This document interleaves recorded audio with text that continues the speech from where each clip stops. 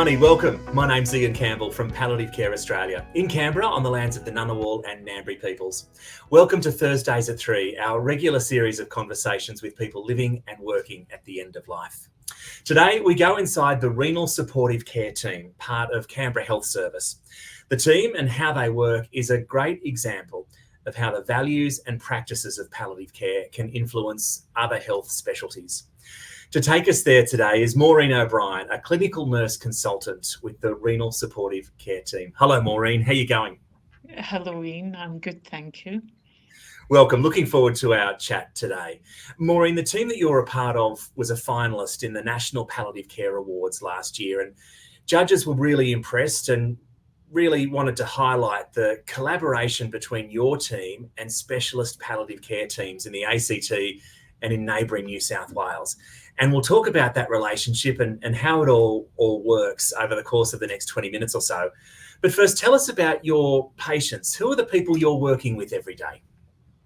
So the people I work with every day are people with chronic kidney disease. Often many of them have other comorbidities that affect their cognitive or functional capacities to live an independent life. They're often elderly, they may be, but not always, they may have young families or they may live in nursing homes. So they come from all different backgrounds. We have high proportion of Polynesian Pacific Islander clients and Aboriginal and Torres Strait Islander clients. Many people come from other cultural backgrounds, Cambodia, Laos, and Thailand. Yeah. Maureen, it sounds like it's more than just dialysis, if you don't mind me saying that. Oh, yes.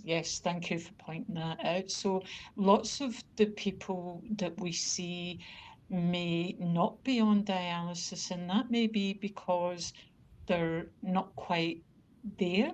So some of them are in that pre-contemplation. They may require it, but not just yet. Mhm. Some of them choose not to have dialysis because it may affect their what gives them meaning and purpose and quality of life. So we have an elderly gentleman who's a golfer, and he doesn't want to give up 3 days of his golf week and Yes. social buddies to have dialysis.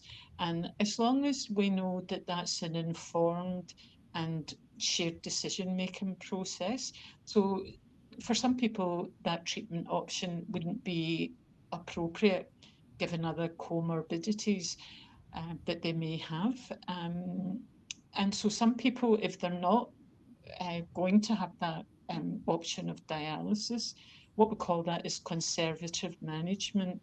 And it doesn't mean that, oh, there's nothing we can do for you. It means there's a lot we can do for you with symptom management. So Maureen, that might be, yeah. it's a great example of having that conversation up front with people around Yeah. what they want and Yes. making a plan and agreeing to it. It's a great example of palliative care in action. Yes. And so, Ian, what we try to do when we meet people, which I love, is to ask them, "What's your story? Who are you?" And some people are flabbergasted because they they think you want to hear their patient story and their lab results and their X-rays and scans, and they say, "What do you mean?" And we say, "But tell us about you." Yeah. And then you get to know what makes them who they are, what gives them meaning, purpose, joy. And when we know that, when we assess the symptoms as renal function declines, everything that we do revolves around who this person is and Mhm. what they live for. And So so we smart.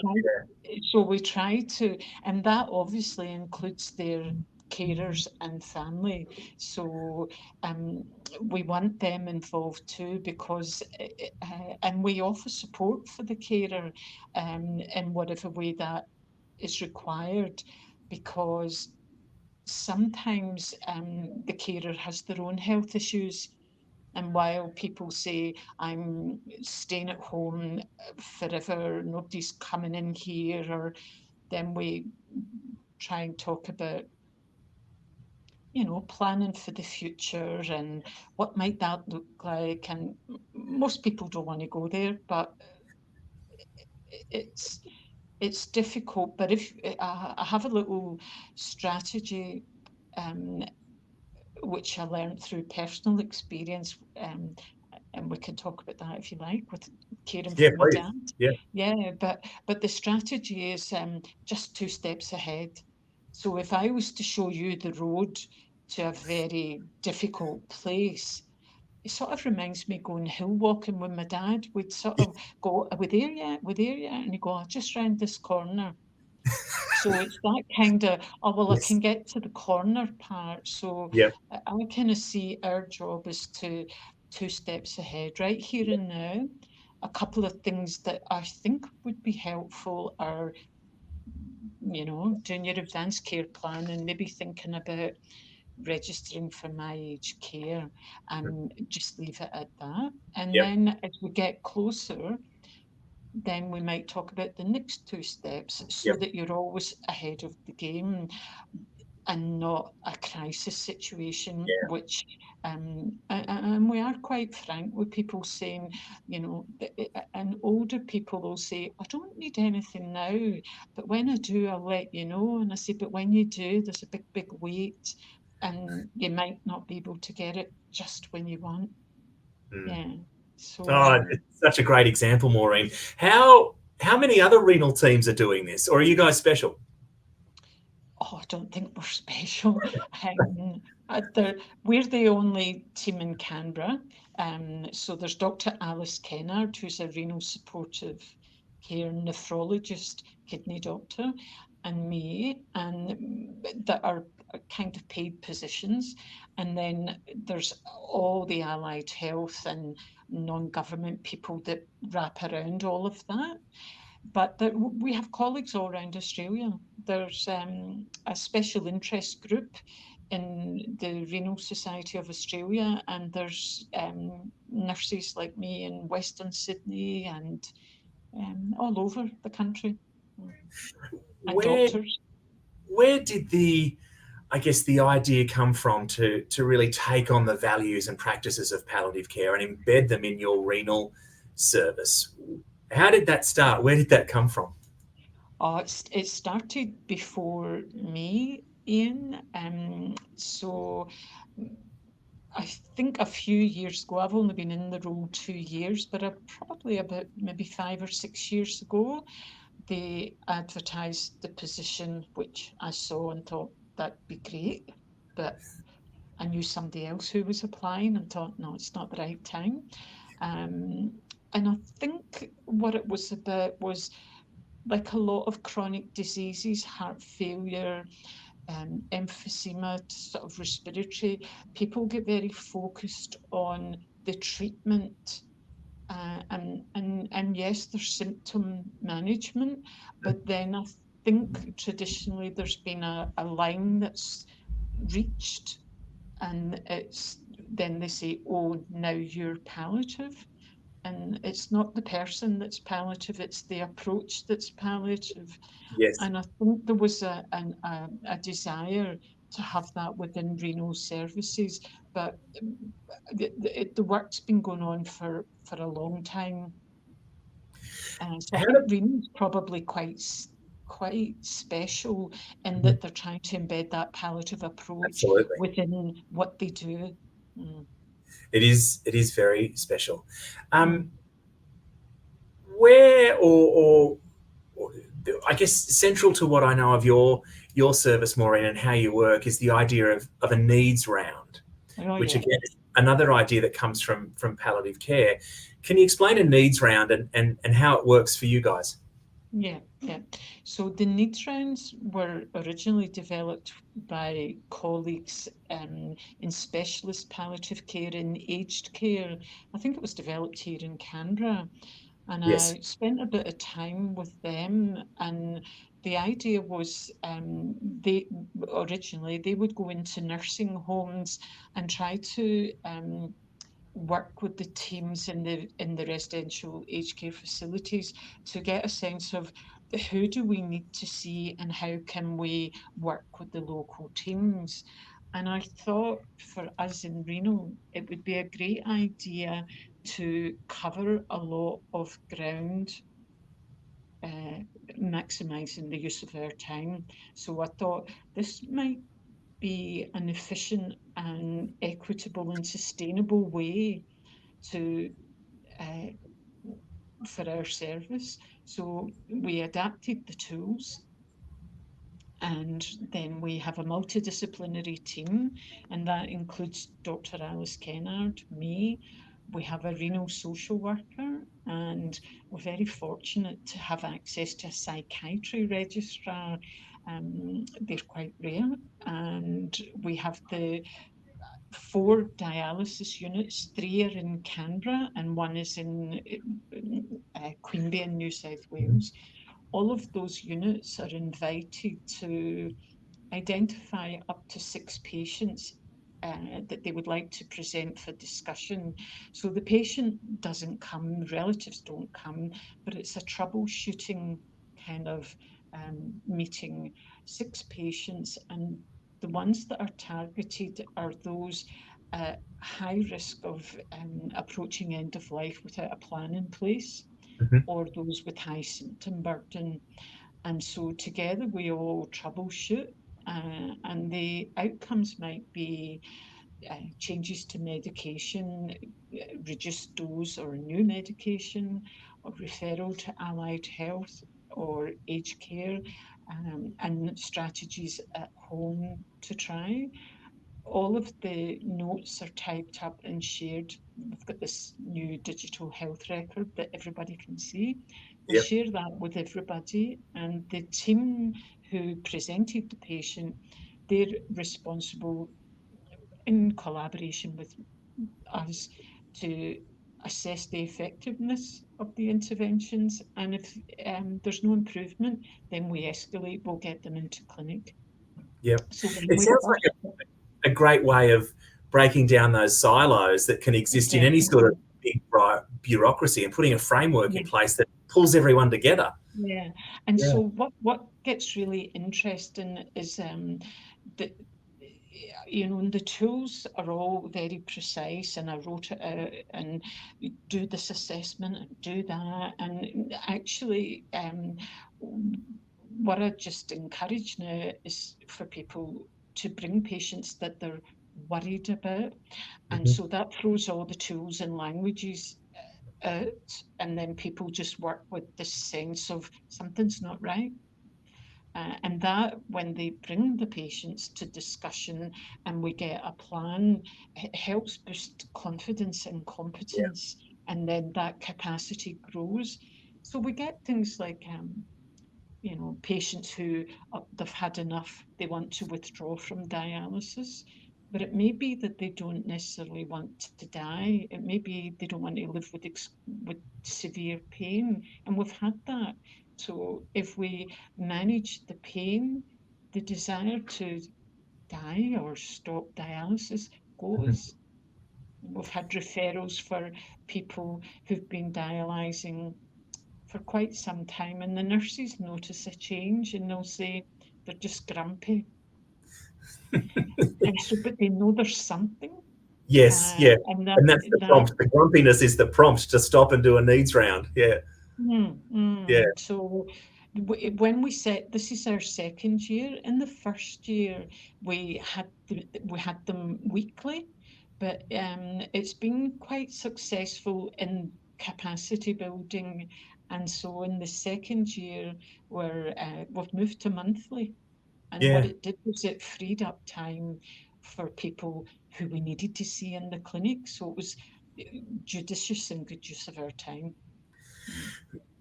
Maureen, tell me, how do you, I guess people come to a renal service and perhaps don't expect to be talking about palliative care, and perhaps come to Mm. your service with some misconceptions or some myths Yeah. about palliative care. what happens when you introduce that idea of palliative care to someone for the first time, and how do you sort of address those fears, those anxieties that people might have as soon as you mention palliative care? Yeah, so it's a good question, Ian, and the title, my job description, is renal supportive care. So what I say to people is supportive is just another word for palliative, and palliative, I just bring it right out, doesn't mean that you're dying. It means that you're living with a life-limiting condition, and there may not be a cure like epilepsy or diabetes. We don't have a cure for it, but we can manage the symptoms. And I think that saying that up front, so my job is to work with you to promote quality of life. See how we can help any symptoms that you've got and help plan for the future. And so we might talk about where would you like to be as your condition deteriorates, and who would you like to care for you? And then they'll say at home, and they're 89 and their wife is 90. And then we'll say, well, who else is in the team and what supports do you? So it's not scary. It's kind of comes across as natural. People don't freak out or Yeah, yeah. Maureen, you mentioned earlier that other parts of the health service could benefit from this sort of palliative approach. What's your advice for starting down this path for other health specialties who are inspired by the example you guys are setting? How do you start this? So I used to work in chronic disease with patients with Parkinson's, heart failure, and respiratory. So I think for those with chronic disease, and there are specialist nurses in all of those and specialist doctors, is to get the tools. Well, I'm happy to share with anybody, and just do a little quality improvement.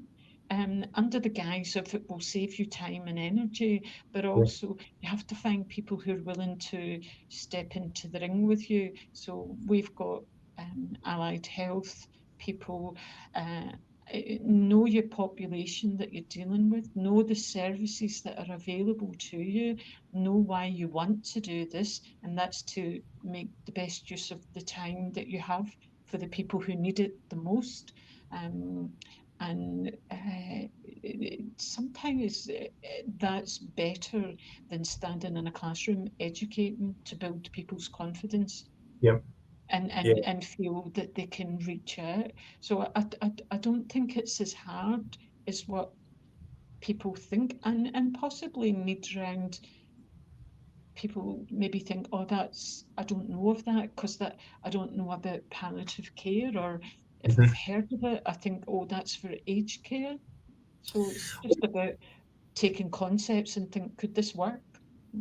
Well, Maureen, one of the other things we hear from time to time from health professionals is that I don't want to give up hope for my patients. So don't come at me with palliative care because I don't want to give up hope. What would you say to that? I think that's a great question. So it makes me laugh, and you have to have a sense of humour. So Yes. the question, this is from a personal perspective, I'm not sure that you can give or take hope. That's what gives a person hope is their business. But what we can do is help them put people in touch with their inner resources. So what I ask people is, what do you live for, or what do you do when you're not at dialysis? And then their face changes, and they'll talk about gardening or birds or picnics and time with family. So putting people in touch with their inner resources, I think, gives them that opportunity to tap into what is hopeful for them. Yeah. I also think part of hope and losing hope for the patient is stepping into that liminal space, stepping into that what does it feel like to wonder about an unknown future.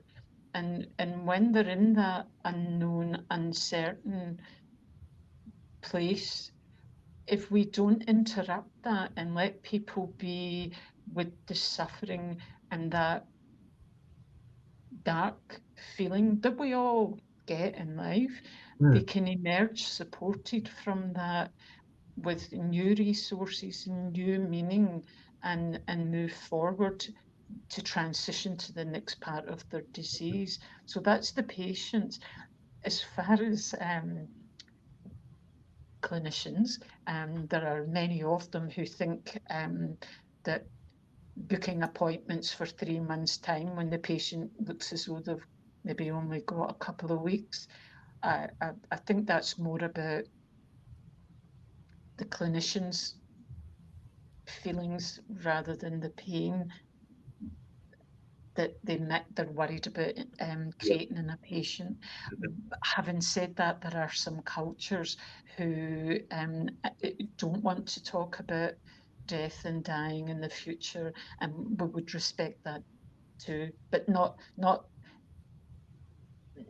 to tell lies or create false hope. Yeah. So it's a really delicate space. And I think most people in palliative would say we play in the grey. It's not black and white. We play Yes. it's the grey. Yeah. Maureen, let's talk about you for a bit. What's your story? How did you come to be this nurse with such a passion and such a fire inside? Well, so it started probably about 14 years ago, Ian. I was a midwife, and Right. my dad was sick, and I went back to Scotland to care for him. Not, I mean, I'd been a nurse for a long time, but I was a midwife, with all that that entails, and that's all about Yes. respecting people's choices and being with, not doing to, as midwives believe. And when I went back to Scotland, the number one thing that my dad wanted was to die at home. And so I thought, well, I want to be part of that. I want to make that happen. So I've got 5 siblings, and between us and an army of carers, that paid carers, we achieved that. And that was the best and hardest thing I've ever done in my life. It was the best of anything that I'd learned as a midwife and the best of anything that I'd learned as a nurse. And I thought, what is that? What have I done? What have I experienced? And it was quite profound. So when I come back to Australia, went back to midwifery, but then I took a gap year. So I knew not to do anything immediately in the grief space. Yes. But then I took a year off and I read everything that I could put my hands on about death, dying, grief, end of life. I did lots of courses, conferences, and I trained as a palliative care volunteer, um, because I also wanted to know, because I kept thinking, I always treat people as though they're my brother, sister, mother, father. But I thought this was different. And I thought, well, is that because love takes you further? And so I needed to know, what does it feel like to do what you do, not for money, but for love? I Yep. needed to know that. So the volunteering was brilliant because I learned that I do what I love. Yep. Um, and so then I was really, everything kind of flowed to me. I never had to look too far for anything. I was very fortunate to get a scholarship in palliative care, which I did a master's at Flinders University. And during that, then my mum got sick. I went back to Scotland and cared for her. And she died very quickly. But during that time, I was studying issues of the spirit in palliative care and thought, I don't think I can continue. It's too close. And I went to pull out the subject, and the wise course convener encouraged me to keep going. And so I kind of got right in among it from my personal, I went really deep into that subject, and I ended up teaching that when she left. And so I have this deep love of hope, meaning transcendence, and what the spiritual elements of the work that we do. And that was it. Palliative care found me, and then I moved from midwifery into chronic disease. One day I was asked to be on an interview panel for the Renal Supportive Care CNC, which I'd seen years earlier and thought that'd be a great job, and said, "Oh, what a great job." And they said, "Why don't you apply?" So here I am. So every step on that little journey led me to where I was meant to be. What a great story. Maureen, just quickly, just finally, how do we look after our kidneys? How do we stay out of your health service? Wow, how do we look? So that's really early intervention. So go to your GP, get regular checks, because most people, by the time their kidneys are failing, often it's invisible, there's no symptoms. So make sure if your blood pressure's up, that you take your medications, that you manage your diabetes, that you eat well, you drink well, you exercise, and you get your kidneys checked. Maureen, talking to you has been the best part of my week so far, and I have no doubt that those listening will feel the same. What a treat to spend this time with you. Thank you so much for sharing your work and wisdom. Thank you so much, Ian. Have a great day. Thank you. You too. Bye-bye. Maureen O'Brien there, clinical nurse consultant with the Renal Supportive Care Team, part of Canberra Health Service. What a treat. Thank you so much for tuning in to Thursdays at 3, whether that's via PCA socials or Spotify, and engaging in matters of life and death. You'll find more information, support, advice and tools at the Palliative Care Australia website, where you can also make a donation to support our work. See you next Thursday.